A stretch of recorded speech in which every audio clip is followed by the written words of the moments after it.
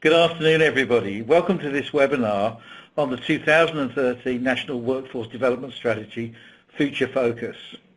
My name is Robin Shreeve and I'm the CEO of AWPA, and I'll be leading you through this webinar, but I'll also be joined by Dr. Katherine Barnes, who was the director responsible for the strategy, along with Dr. Caroline Smith. Myself and Kathy will share the presentations. As we go through, you can put questions in the chat box and we'll attempt to answer them at different points throughout the afternoon. But if we don't manage to answer them when we're live on air, you'll certainly get a reply. This is the second strategy that we've done. The first was released in 2010. And if you want three takeaways about the strategy, we're attempting to do three things. One is to quantify the amount of qualification and skills that the economy will need by 2025. So what stockpile of qualifications will we need? Because if we don't achieve them, we'll either be able to do less or we'll have to import more from abroad. The other thing that it does is provide some strategies about how we might get there. And then thirdly, we explore a theme that is very important to our board, which is about skills utilisation. It's great developing skills, but if skills aren't used effectively, it's a waste of resource for the individual who's given up their time studying, the employer who might have made a contribution, and the government who might have made a contribution as well. Now clearly the world of work is changing, and last year AWPA ran a major international conference on the future of work. And we had people like Linda Grattan who talked about some of the changes that she sees. And there's different views on this. There's a view that we're all going to be independent contractors in the future, sourcing and delivering work on giant eBay systems, but other people say that maybe multinationals will get even more important. So the whole nature of work, skills and skills delivery is changing, and it's impacted by things. And AWPA has to provide advice to Australian governments about what the future of skills and work will look like and the number and nature of the skills that we'll need in the future. Now, besides doing those three things, there's a number of issues that we need to address. Clearly, productivity is a major concern. John Buchanan calls it a national panic at the moment, but productivity has declined over the recent years. The trend is downwards, and we need to do something to address that. We've got restructuring in industries. Our board is very concerned about workforce participation. If we can achieve higher rates of participation in the workforce, it's very good for the individuals, because people who work tend to be healthier, wealthier and happier than people who don't. But it also has got a huge benefit to the national economy, because people who are working are paying taxes and not getting social security benefits. Innovation's a theme that Australia has sometimes been criticised for, that we're not innovative enough. I talked about skills underutilisation, and I talked about changing work arrangements. So they're some of the things that some of the challenges that we're looking to address, as well as those three fundamental questions. So how did we approach this task? Well, it's one of the articles of faith of our board is that we use scenarios. Linear forecasting, just having one forecast in terms of the future, is always dangerous. Things can change. So rather than just having one forecast, what we do is try to develop alternative views of the future, alternative scenarios. And this means that we can stress test our policies against a range of different views of how the future might pan out. It also means that we can actually identify the commonalities, the things that are common to all scenarios. For example, many people say that demography is destiny. And we know that many people who are going to be in the workforce in 2025 are already there now, but we can also work out birth rates, and we can have an idea in terms of what the migration rates would look like. So the demography can be reasonably common. And people who enter the workforce bring qualifications, so that gives us a degree of certainty. But there are many uncertainties as well. We started the scenario development process with getting some key experts from the Academy of Social Sciences in Australia together and looked at the drivers. And some of the drivers are things like the Asian century, things like the changes of technology. And then what we did, we employed some futurists and we came up with 4 scenarios.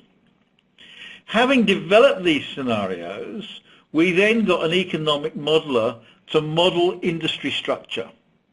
And industry structure will change with the different scenarios. So for example, that we know that we're going to have an older population in the scenarios, and older populations have the demand for more healthcare, and people who work in the healthcare industry tend to have higher levels of tertiary qualifications. If the mining industry continues to do well, that has high levels of tertiary qualifications, but it has a different mixture of vet and HE qualifications than maybe some of the health and medically related fields. So what we can come up with is a view under each scenario of what the future occupational and industry structures will look like. Having got industry structure, we can then have a look at the occupational structure, and from the occupational structure we can actually work out what the qualifications will be needed in the future. So this is very much an industry demand scenario. It's not about what AWPA thinks the qualifications we should have. It's about what industry will be demanding in the future in the different scenarios, and we can identify from the scenarios what the qualification structure will look like. Now, the 4 scenarios that we came up with, we gave some picaresque names to. You've got the long boom. Now, the long boom scenario was the Treasury model at the time. In the long boom scenario, our terms of trade would remain high, the mining boom would continue. Now that's a good thing, because that means we're a reasonably prosperous nation, which also means that we can have some tax revenue as well coming in, which means that we can spend more on things like education and health. But there's also some negativities associated with it. Under the long boom, the terms of trade and the dollar remain high, and that has some negative impacts on industries like manufacturing, tourism, and indeed educational exports. And that in that scenario, manufacturing doesn't do so well, so jobs decline in manufacturing, but they go up in mining. But the growth in mining jobs is far less than the growth in service industries, because though mining is very critical to the Australian economy, it's quite a small direct employer of about 3%. Smart recovery is sort of a version of the long boom, but in this particular scenario, there's conflagration economically in Europe. At the time we thought Greece might go bust rather than Cyprus, and even though we don't trade a lot with Europe, it's only about 10%, stock markets throughout the world are interconnected, so that would have an impact on the Australian economy. So we'd have a bit of a dip, which would give some relief to manufacturing, tourism, and some of our educational exports, but eventually would climb back up to where we were. Terms of trade shock is another economic-based scenario. In this scenario, we recognise the fact that though Australia is very lucky to have so many natural resources, there are other places in the world that have got natural resources, and the classic example is Africa. But Africa hasn't been able to exploit them because of political and social instability. In this scenario, places like Africa become more stable. The Chinese, as we speak, are investing in infrastructure in Africa because they're aware of the resources that are available. So though our boats keep going north and we continue to sell our resources to places like Africa and India, we've got more competition. That means we get less for our resources than we are doing now, and that has an impact on things like government revenue. The final scenario is Ring of Fire, which is a geopolitical scenario, and in this scenario there's political instability in our region. And that means that there's less trade, and Australia is a trading nation, so we do less well economically in Ring of Fire. But because there's less international trade and it's a more protectionist world, manufacturing does better locally. So they're the scenarios that we developed, but there are some commonalities amongst them all. There's flexible migration. Under every scenario, we still need some skilled migration, though in Ring of Fire it's quite small. I mean, obviously our priority is to train the domestic population, but migration is there under different levels in all scenarios. But the commonalities are also the ageing population, the importance of Asia. It's highly unlikely that Asia is ever going to be less important to us than it is now. There's going to be technological change, that's almost remorseless, and we're also going to have some sustainability challenges as well. So they're the four scenarios that we developed.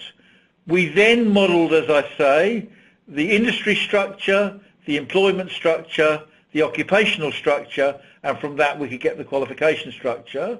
And then we sought to address a number of issues in our strategy. Now, I'm now going to go on to the next slide, and from this point on, Katherine Barnes is going to take over and go through the next slides. I'm not seeing many questions in my chat box at the moment. I'll throw to Kathy now, and then I'll come back to take some slides further on. But if Kathy's got any questions, she might want to answer them before going into her part of the presentation. Over to you, Kathy. Thanks, Robin. I haven't actually got any questions I can see at the moment, so I'll start, but we'll pick those up as we go through, I'm sure. So, building on the scenarios and the modelling, our new strategy is directed towards two particular goals.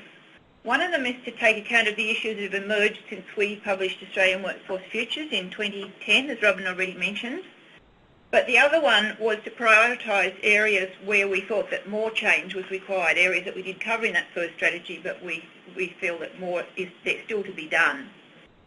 To enhance workforce development in Australia, we need to act across a range of areas, and the slide that you've got in front of you at the moment shows you really the structure of the report and those different areas that we've tried to address. So first up, the increasing demand for higher skills is an absolutely critical priority. Then in the next section of the report, we consider how to improve productivity in the workplace. And there we're looking at things like enhancing leadership and management skills, because as Robin already mentioned, we are particularly keen to see that already existing skills are used to best effect in the workplace. Then in terms of building social inclusion and helping us achieve the skills levels that we need, we want to see more investment in wraparound support to help people get into the labour force who currently are not able to get a job. And a very important part of getting those people into the labour force is the issue of language literacy and numeracy, and the levels of achievement in the population at the moment are a cause of considerable concern, as I'm sure you're all aware. Adaptive capacity in an uncertain and changing world is going to be critical for both for individuals and for the tertiary sector, and quality is and remains a key issue.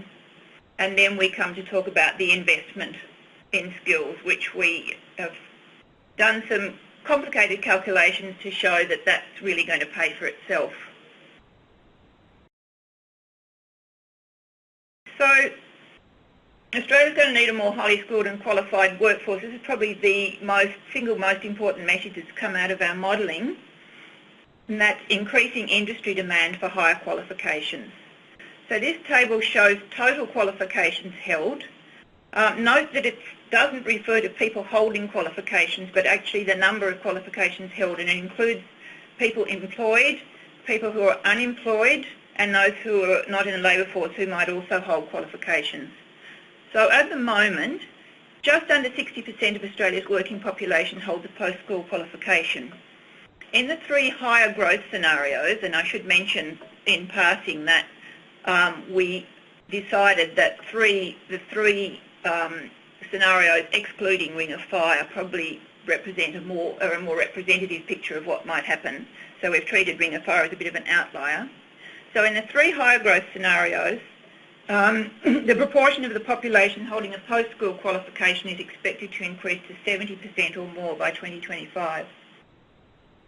The key area in this chart that you've got in front of you is the red box down the bottom on the right. It shows that the average annual change from 2011 to 2025 in percentage terms is at least 3% for those three higher growth scenarios. And you notice in the far corner that even for the lower growth Ring of Fire, there is still growth in demand of 1.7% annually. So we've seen that demand for qualification is going to be strongest at the higher qualification levels, but we're very strong on the fact that lower level qualifications are also and remain important. They help to increase labour force participation and they act as pathways to higher qualifications. The modelling gives us a glimpse of Australia's future employment landscape, and it's very interesting, although probably not surprising if you think about some of the commonalities that between the scenarios that Robin's already mentioned. So the industries with the largest projected increase in the number of people employed by 2025 are healthcare and social assistance, professional, scientific and technical services, and then education and training. And the strongest growth occupations are linked as well.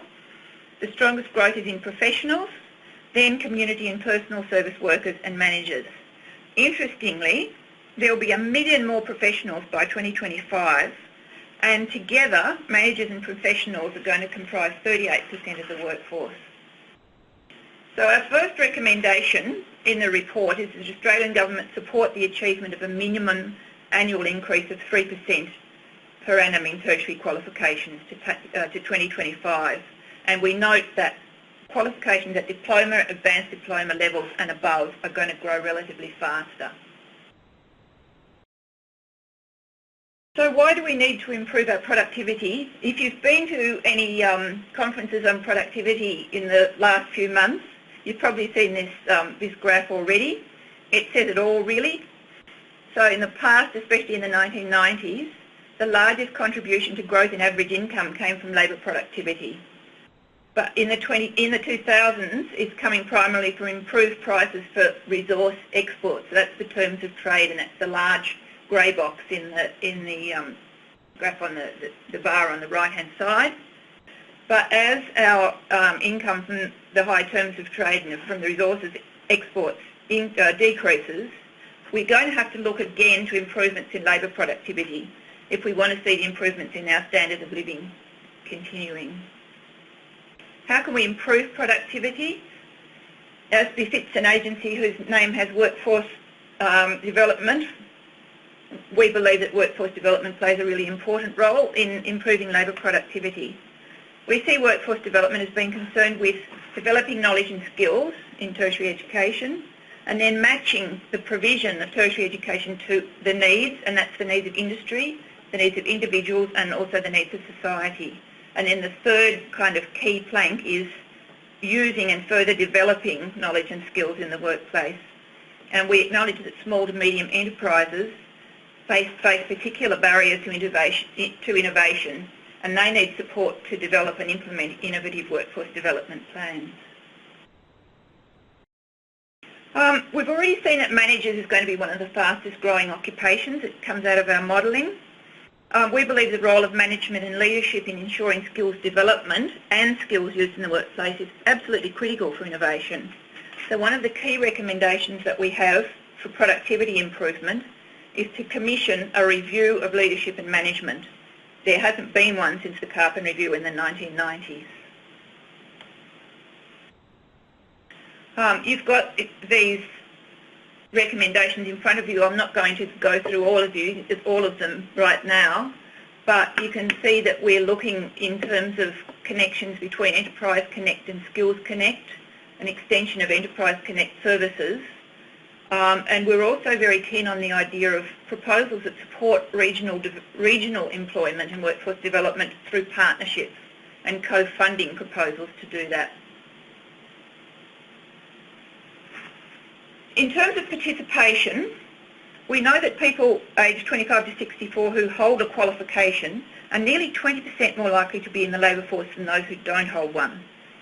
If this relationship continues to hold in the future, the increase in the proportion of the population with qualifications that we're calling for with our call for 3% growth in qualifications will support a lift in labour force participation. And we continue to support our aspirational target of getting labour force participation to 69%. This is going to need greater participation in tertiary education from less advantaged sectors of the population. So we're looking at people with low skills and a focus on upskilling. We're looking at older workers with a focus on retaining those workers in the workforce. And we're also looking at people with disadvantage. And we're particularly considering how they can be supported both to enter the workforce and also to be able to achieve sustainable employment rather than moving in and out in unsustainable employment. So here are the recommendations that we've made in terms of labour force participation. Notice that one of the things that the recommendation 3.2 is about funding for industry-led initiatives for employment in non-traditional occupations. And in terms of that recommendation, we're particularly aware that there are openings, for example, in healthcare and social assistance that might help men who are perhaps an older man who's been affected by structural adjustment and has lost a job in a manufacturing area. Similarly, there are opportunities for women in sectors such as mining, which have traditionally been male employers. So we're interested in strategies that will help people to move into those non-traditional occupations and industries. We know that many Australians suffer disadvantage through low literacy, language and numeracy skills. Some 50% assessed as having scores below what is needed for full participation. And of course, this doesn't mean that all these people can't read or can't add up, but it does mean that they need more sophisticated levels in order to be able to fully participate. For example, perhaps to read an OH&S manual or to leave detailed instructions for someone who's following on a shift if there's been a breakdown in some machinery. The strategy calls for greater public awareness of the magnitude of the problem, and you can see that in the suite of recommendations here that we've put forward to try and address some of these issues in language literacy and numeracy. We're very much in support of the development of the National Foundation Skills Strategy, and we regard that as genuine, real progress from when we first made recommendations in Australian Workforce Futures about language literacy and numeracy. But we believe that more needs to be done. We're looking at things like workplace champions programs in the workplace, a bit like the program that they have in the UK, that's union-based, but we're looking at something that where people might have a similar role. And just to mention one other recommendation there, at the moment the language literacy and numeracy levels of the population are only assessed every 10 years. We don't believe that that gives people enough information to assess what progress has been made. So we're proposing that there be a national sample survey that fills in, and so that we have some information happening every 5 years. Now at this point I'm going to hand back to Robin Shreeve. So I'll pick it up now. Look, friends and colleagues, I'm on slide 17, which is headed up Work Integrated Learning. And really what this is about is that often as AWPA goes round and consults with different industries, we sometimes get the impression that there's not so much a skills gap in Australia, but as an experience gap. We were talking to an employer in one industry recently, and they were saying that we had great difficulty in getting some sort of engineer in a specific discipline area, and we said, well, how many people did you interview? And they said, well, we interviewed 5, but only one had 4 years experience, and that's what we were looking for.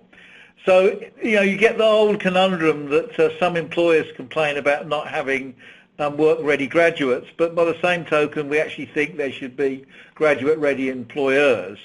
So in the strategy, we had a look at this issue, and obviously the apprenticeship system has always been about on and off the job training.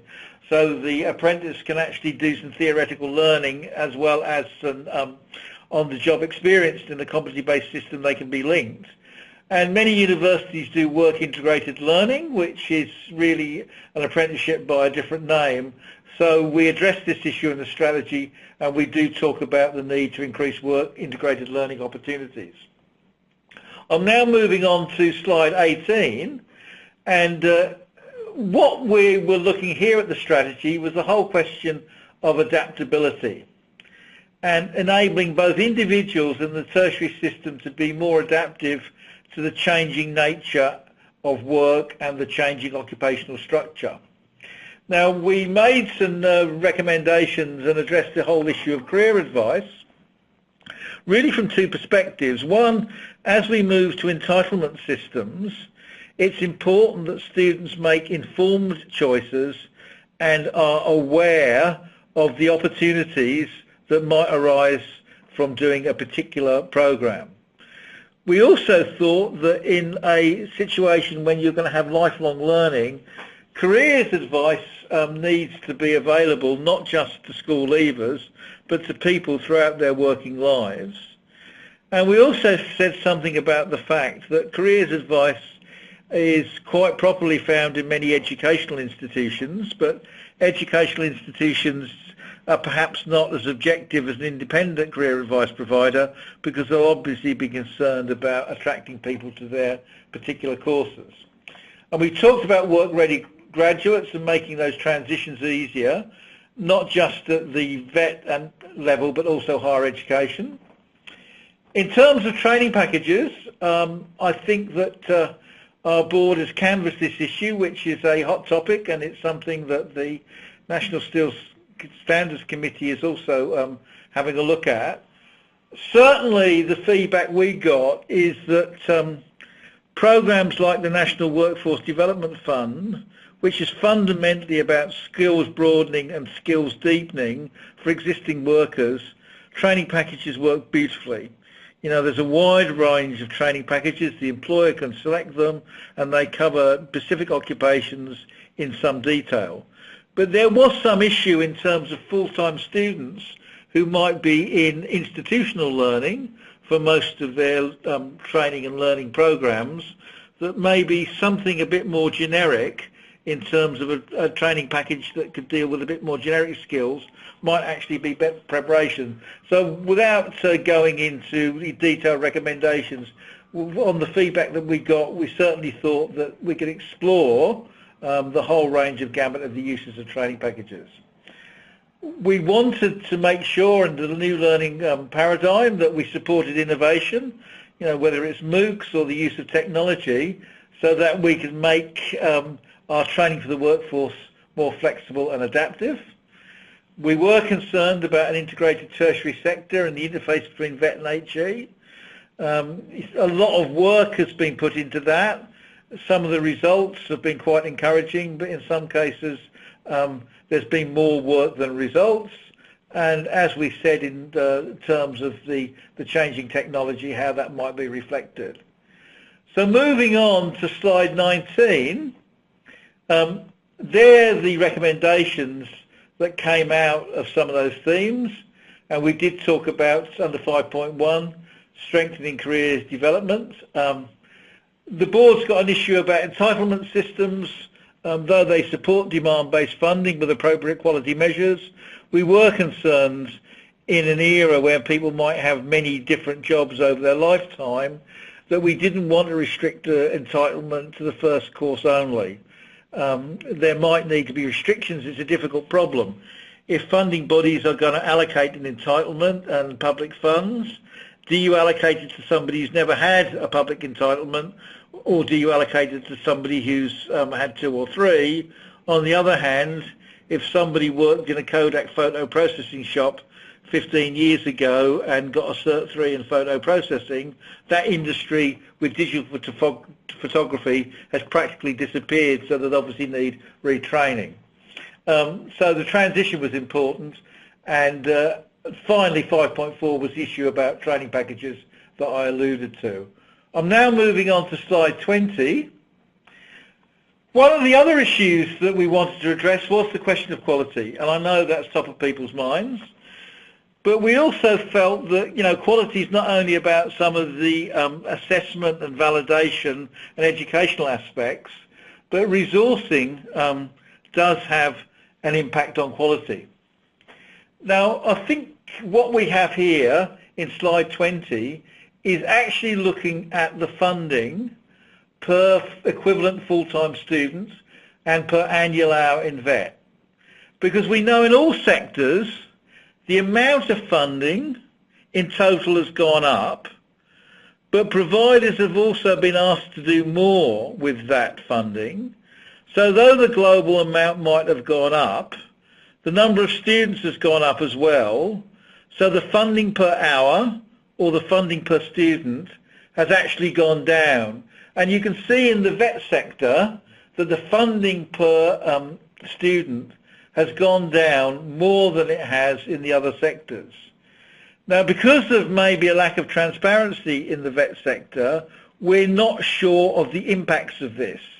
There's lots of anecdotal evidence, but we think it demands further investigation. So moving on to slide 21, you'll see there that between 2006 and 2010, we say though real recurrent expenditure increased by 10%, expenditure per student hour decreased by 14%. So one of the recommendations that the board was interested in, and this is going to be very difficult, is actually to do a review of funding in the sector, in the VET sector, by the per student or by contact hour, to see what impact that might have. Now, we do realise that this will be extraordinarily difficult because you have differences between public and private providers, and you have differences in modes of delivery. What might be a reasonable funding per hour in a classroom might not be a reasonable funding per hour if the training is delivered off-site. But we feel that it certainly should be looked at and investigated, even though it's a difficult conundrum to actually have a look at. But certainly there have been reviews in other sectors. Jane Lomax-Smith did a review in higher education. So I'm now going to move on to slide 22. And this talks about some of the other quality measures that our board thinks should be considered for the tertiary sector besides the issue of the funding per student place. We absolutely believe that one of the main issues in the VET sector is consistency in the quality of qualifications issued by different providers. And therefore what we feel, especially in high risk areas, there should be a fast tracking of external assessment of a sample of assessments to make sure a Cert 3 issued by one provider is of similar standard to a Cert 3 issued by another provider. In some areas this already happens, like there's capstone modules in some areas like the electrical installation courses, which are done via online means, and they are externally set and often externally administered as well. We also think there should be more stringent requirements for RTOs in high-risk areas, and probably the highest risk area in the whole of the VET sector is the Certificate 4 in Training and Education. And both when we were doing the consultation for this report and when we were doing the consultation for Skills for Prosperity, our work on the VET sector, the most common issue that people raised was the whole question of the variability in terms of the quality of delivery of the Cert 4 in training and education. And some people said we could fix all the problems up in the VET sector if we actually address the question of the Cert 4. Now, the National Skills Standards Committee has looked at this issue and has got some recommendations. We think there should be more stringent requirements for RTOs, for example, who are in high-risk areas, like the Certificate 4 in Training and Education. That's not to say there's not many providers who are delivering this program in a very sound and expedite manner. But we feel that you shouldn't be offering programs like that if you're holding provisional registration. And we also think it's not advisable that a provider should only hold in their scope one qualification like the Cert 4 TAE if that's the only qualification they're developing. And we also believe that in a qualification which is about delivery in the vet sector, people should actually demonstrate their credentials by having more than one qualification on scope. I'm now moving over to the next slide, which is slide 23, and you see the recommendations coming out of that. That's the funding review I talked about, and a recommendation about the NWSC considering additional assessment and registration requirements, which they're currently doing in their consultation paper. We also noted that a few years ago there were some national projects in terms of professional development for vet teachers. We had things like Reframing the Future.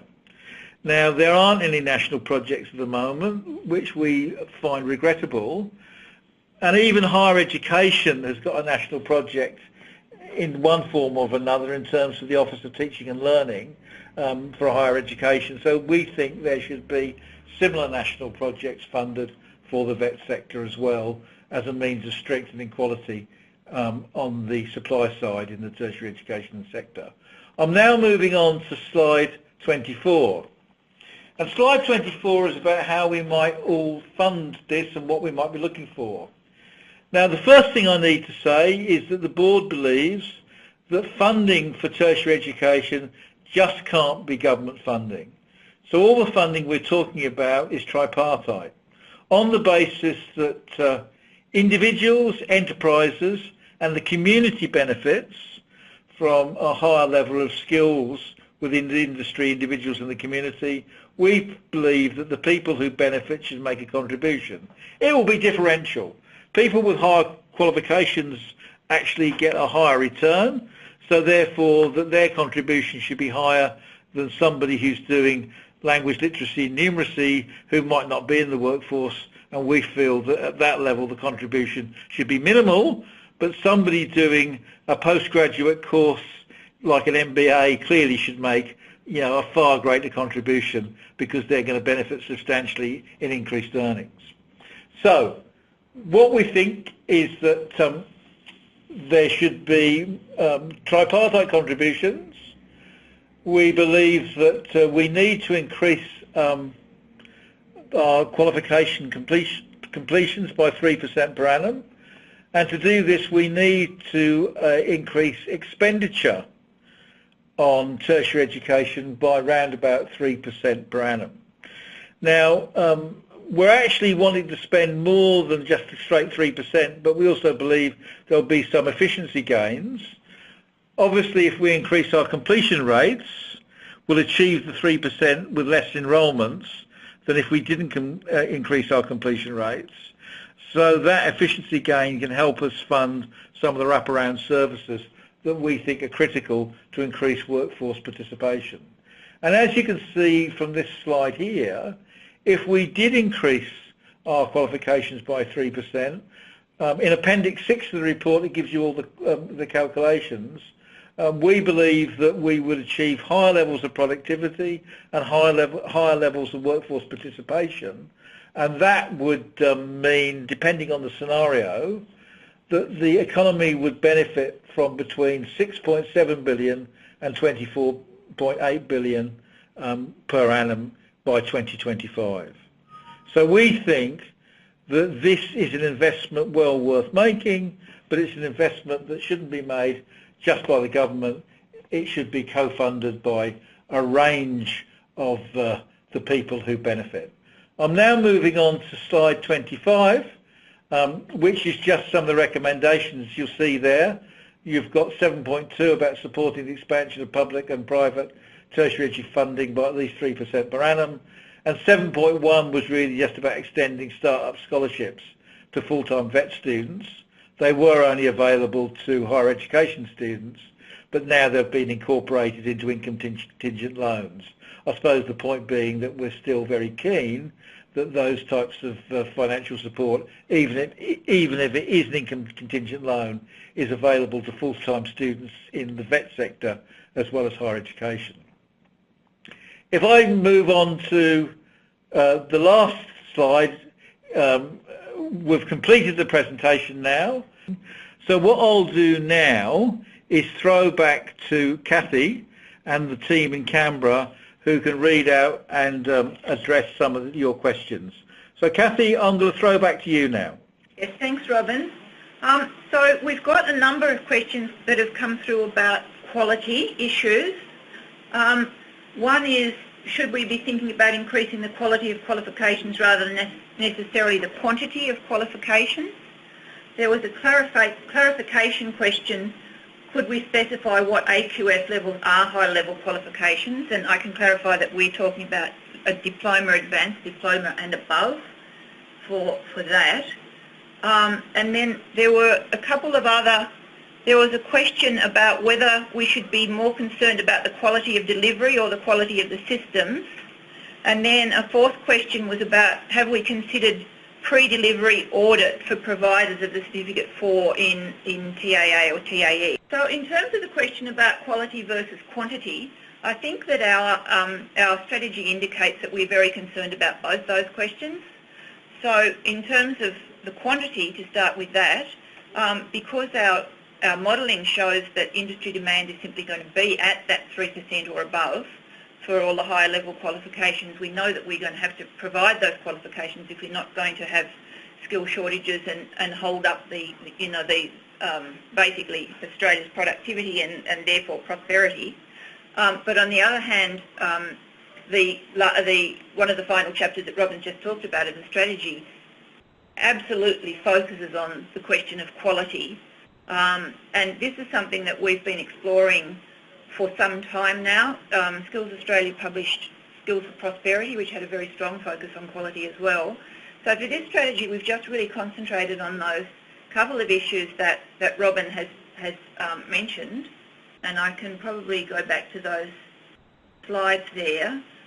So one was the possibility of having external assessments for high-risk qualifications, and the other one was about more stringent requirements for RTOs in high-risk areas. And these are really two ways of kind of addressing the same issue in a way, but from two different points of view.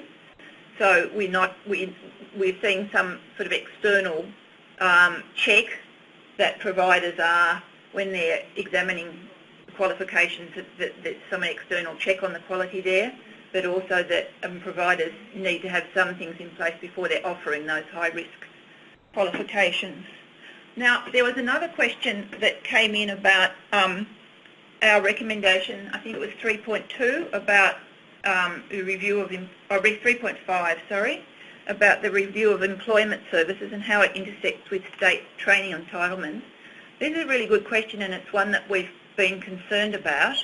We're particularly concerned that people might, and we're talking here perhaps about high-need job seekers, so people, perhaps Stream 4 job seekers, that they might use up their entitlement under the state systems where you can only be subsidised for a first qualification, that people might use up their entitlements without having got the qualifications that they really need.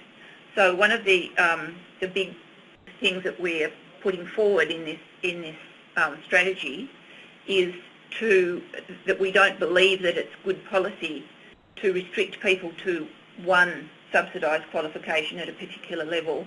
And we think particularly of an example, for instance, what if somebody had a qualification in photo processing and that industry, more or less doesn't exist anymore? We would want that person to be able to get another job by going and getting a subsidised qualification in another area. So that's quite an important concern for us. Now, in terms of other questions, we've got something that somebody brought through about the low literacy and numeracy and the underutilisation of skills. Again, this is a really important issue that we're very much aware of. There are a lot of people who are in the workforce who have low literacy and numeracy levels, and obviously if those people were able to be helped, and through programs like the workforce English language and literacy program to build up their language literacy and numeracy skills, then that underutilisation would cease to be such a problem. So that's a really important point. Another very interesting question that came up was how can industry needs inform career development services? This is another thing that we think is really important, and actually interestingly there have been some suggestions made in terms of having a better integrated system where industry needs were able to feed into the career development process, and so that was more closely industry driven rather than being client driven as it is more at the moment. So this would, whether that, how that might work is not a question that's been resolved. But what we are looking for is a better integrated career development service with a national branding that's independent of providers and where people are able to access that service through their whole life. And that's so important when we're talking about demand-led education systems. We're talking about people needing to make changes in their career over their entire lifespan. Look, the whole question of careers advice we think is absolutely critical. And I think that if we compare ourselves to other countries in the world where there is greater emphasis put on independent careers advice, for example, the German equivalent of the CES not only provides job search services to its clientele, it also provides lifelong careers advice. The UK used to have a service called Connections, which was independent of providers, but has been subject to their budget adjustments recently. But the board would certainly think that we need to have more emphasis on careers advice. We've had discussions with some industry groups, and some industry groups believe they would be in a good position to provide it. I suppose the question you're then going to get is that you don't want provider capture, so you do need some sort of independence, and you do need people who are averse to cross the whole gamut of different skills. I mean, the quality question is, absolutely, paramount. We've always been strong supporters of the national regulator, and I think the national regulator is making progress in many areas. And there's not to say that there's not a bulk of good providers, but unfortunately, especially where you've got a system where providers are licensed to issue national qualifications, you only need a comparatively small tail of poor providers who are not meeting the assessment requirements within the training packages, and they undermine the whole system because their qualifications are not really comparable to those people who are doing the right thing. And that's why we think we need the external validation. And one of the reasons why we want to have a look at the funding of the system is we don't want a perverse incentive to be there for providers to cut corners and actually not to give people all the competencies they need to get the qualification because there's been some funding issue. But by the same token, we also want to make sure that the system is as efficient as possible. I'll throw back to you, Kathy. Another question that's really easy to answer is, can we get a copy of these slides that somebody's asked, and that will be made available to people after the webinar. So certainly you'll be able to get a copy of the slides. Now, another person raised a question about completion, a drive for completion driving down quality. Robin's already talked about some of those issues, and obviously we don't want to see quality sacrifice to completions. But we believe that with some of the things that are already in place and some of the things that we've proposed as well, that's going to address those issues. So basically you're simultaneously addressing the question of improving completions. I mean, I think you have to have balance. I mean, clearly you don't want people to pass programs just to up completion rates, but there's absolutely no doubt, and NCVR has done all the work, that, completing a qualification is far more advantageous in most cases than not completing a qualification. And you don't want a situation where providers don't put the effort into completing. You don't want providers to artificially complete, but you certainly want providers to put effort into completions to make sure that they don't disadvantage students by not helping them to appropriately complete the course. And, obviously, if you actually look at progression into higher level qualifications, it's more difficult if you haven't completed the course. And you've got higher education providers like Charles Sturt University at their Port Macquarie campus now, who rather than trying to do unit for unit credit transfer are saying to people, we're designing higher education courses, the prerequisite of which is that you've actually completed the VET diploma. So in that case, and I think that's a good model in many respects, you're not actually going to be able to progress unless you complete your VET diploma. So we make no apologies for emphasising completions, but obviously we're aware of the dangers of people gaming the system and passing people inappropriately. But completions are essential.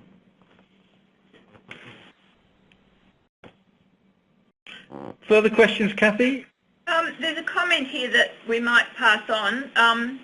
In terms of the relationship between industry and careers advice, an example from Tasmania, where they're focusing on increasing the capacity of industry to engage with the training sector, and that's in terms of driving improvement in the quality of training, but also knowledge and careers advisors in JSAs and in schools regarding industry expectations of future employees. And there's a call for an alliance, national and state effort there. Just having a look at some of the other discussion that's come through on some of these issues.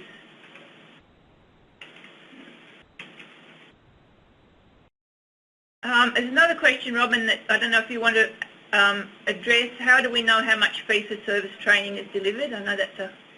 Yeah, look, there's been a national... that's always been an issue in the past because, as we know, we've only collected publicly funded training in private providers, and though we've collected all training in... we've only collected publicly funded training in private providers. We've collected the details of all training in public providers. The SCTEs and the National Senior Officers Committee has now agreed to do something called TVA, which is Total Vet Activity.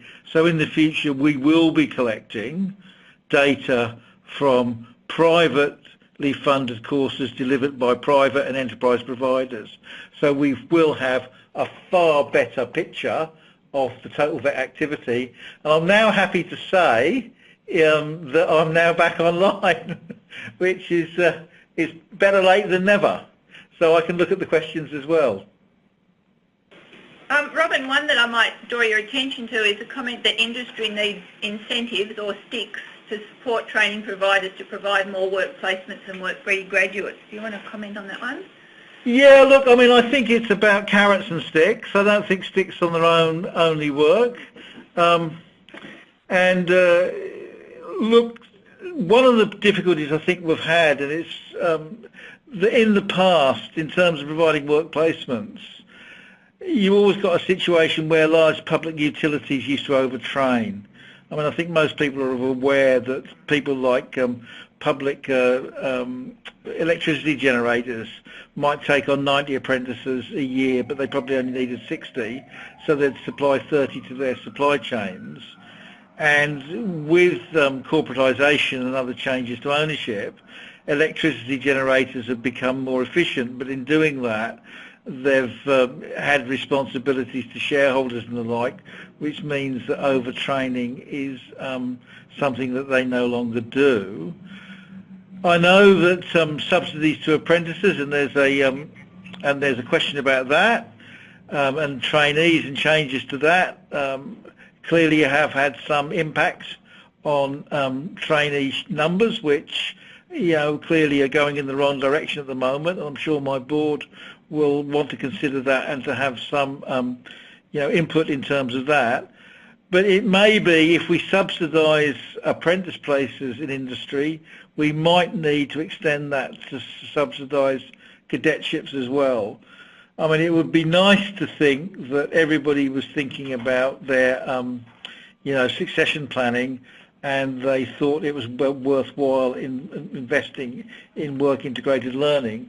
From a market perspective, I think it probably, eventually will get to there, because if we have shortages, people tend to put on, more sophisticated training regimes. But it's one of the things that we're highlighting. It's one of the things that is coming up in our discussions, is the whole question more work-integrated learning. And we are getting traction from some major companies who are looking to put on more internships and more paid work-based experience programs for graduate and undergraduate students. Robin, there's also a question there about, or a comment about the needs of SMEs for small business development. So I think this is something that we've picked up, we're really kind of focused on in the strategy, particularly in terms of our recommendations for Enterprise Connect and Skills Connect, which are the organisations that are already, or programs that are already providing considerable support. But we're, one of the things we're recommending is that they be extended to other industries. Do you want to add? Well, the only thing I was going to make a general comment, because we're talking about, everybody's coming in and saying there should be more subsidies. People are talking about the specific issues of small and medium enterprises, and people are, also talking about the need to subsidise individual students. Now, there's clearly, justification for that. But I'll also point out to what Dr. Parkinson, the Secretary of the Treasury, said yesterday. The country can't afford everything that the public and industry is demanding of us in terms of public expenditure. So public expenditure is not a bottomless pit. We're arguing that skills is an investment, but we're also arguing that skills is an investment not just for the government, but also for individuals and enterprises.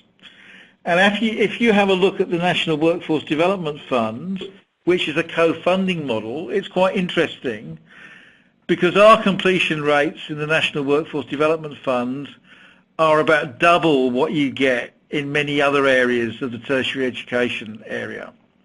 And that's partly because industry's investing, they pick the RTO, and because they pick the RTO and they pick the program, they've got to what many people would call skin in the game. And so the investment not only shows a commitment, but it also means they take a great interest in the outcomes. Now, that's not a case for not saying there shouldn't be public investment, but it is a case for saying there needs to be a balance between private, public and individual investment. Now, colleagues have been very patient, and I see that it's now 2 o'clock. Could I thank the over 100 people who attended this webinar? And what we're now going to do is show a short video. Those who would like to stay online to see the short video, which will recap on the highlights of what myself and Kathy have been saying, are welcome to do so. Other people might want to sign off. We'll trawl through the questions in the chat box, and for those questions we haven't been able to answer live on air, we'll certainly get back to you. But thank you for your attendance, and I hope that you found this a useful exercise. And like everything at AWPA, this report, all our research, all our papers are available on our website, which is very simply www.awpa.gov.au, and you can also follow us on Twitter. Thanks very much. The world of work is changing rapidly. To keep up, Australia needs a larger and more highly skilled workforce. The 2013 National Workforce Development Strategy, Future Focus, looks at how Australia can build the workforce it will need in coming years.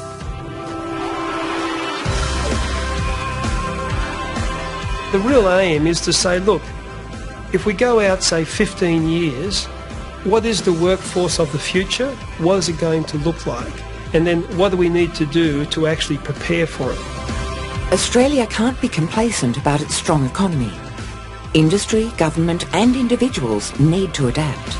We're facing a workforce that has a lot more demands on it, given the structural changes that are occurring in the Australian and world economy. Technology, the growth of the Asian century, all these issues are changing the pressures on our economy. We have to be more competitive, and it's changing the nature of work. In the years to 2025, industry will demand a workforce of 14 to 15 million people, compared to today's workforce of 11.6 million. These people will be more highly skilled than they are today. So for example, today 60% of people in the workforce have some form of post-school qualification. By 2025, almost 70% of the workforce will have some form of post-school qualification. More people will need to gain qualifications to keep up with future demand. And more support will be needed to help lower skilled and disadvantaged people develop their skills. Encouraging those who are not presently working to enter or return to the workforce will also be important. The older people in the workforce, women between the ages of 25 and 34, where typically they are leaving to have a family, targeting those areas, it's very important that we get them into the workforce. The role of industry and employers in using and developing skills is crucial. Research suggests that something like 30% of the skills of our workforce are underutilised in the workforce. So this is a huge drag on productivity, and it's a big potential gap we can actually fill. Employers need to be much smarter and understand the skills of their workforce. Workers will need to be flexible and adapt to change. The strategy calls for career advice services to assist people throughout their working lives. The three key growth sectors will be health and social care, technical and scientific and professional areas, as well as the education and training area. Training, taking on new skills has to be a part of life, just part of the habit that we need to acquire as a country, and we need to acquire it pretty fast. The Australian Workforce and Productivity Agency developed the Future Focus strategy. Visit awpa.gov.au to read the strategy or share your views on how Australia can build a workforce for the future.